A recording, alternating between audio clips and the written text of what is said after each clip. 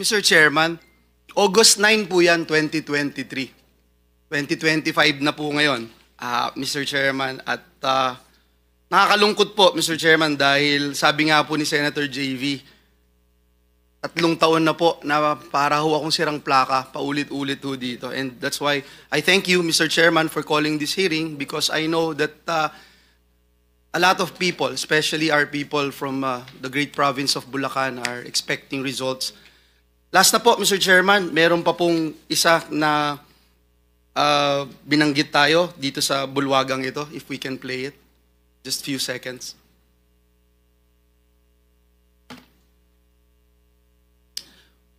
Abang hinihintay po, Mr. Chairman, just to put on record, 2023, ang daily budget, and this is just DPWH alone, at binanggit po ito kanina ni Senator Bato de la Rosa.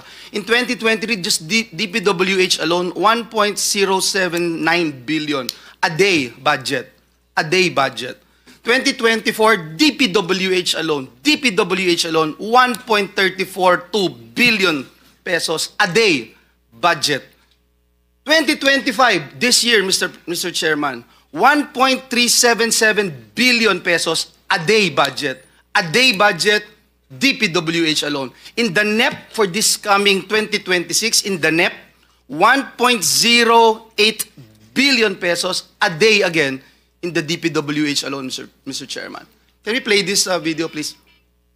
Management, National Government and Budget. Ngayong taon po, 2024, mas mataas po ang inilaan na budget ng Kongreso para sa DPWH alone.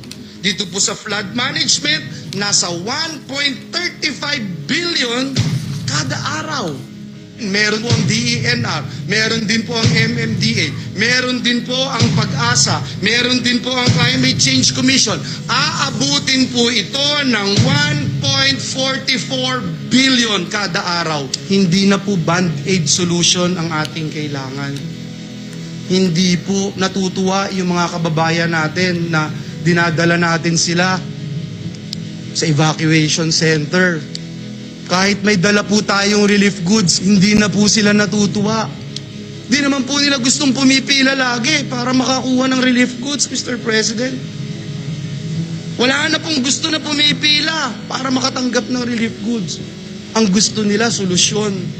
Hanggat wala po tayong klarong solusyon o master plan, mananatili po itong unli baha. Pero hindi po only ang resilience ng ating mga kababayan. Hindi po only ang ating pondo. Hindi po only ang buhay ng ating mga kababayan. Mr. Chairman, July 29, 2024, ang privilege speech na yan.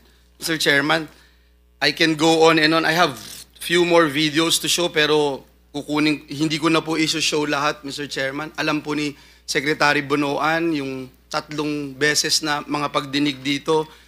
Tinalakay namin yung assessment, tinalakay namin yung paggawa ng feasibility study.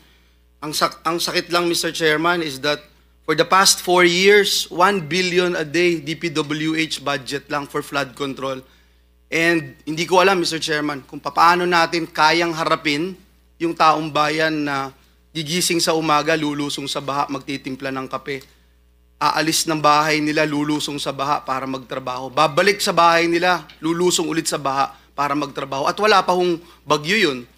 At ginagastusan ng 1 billion a day for the past 4 years. Tama po ang Pangulo. Dapat i-review ang mga flood control program ng ating pamahalaan, panagutin ang mga may sala sa baha. Mr. Chairman, dear colleagues, ako na ho yung makikiusap personal muli sa 3 taon na ito na may mangyari na po sa ating mga ginagawa dito dahil uulitin ko, hindi ho unli ang pasensya ng ating mga kababayan. Maraming salamat, Mr. Chair.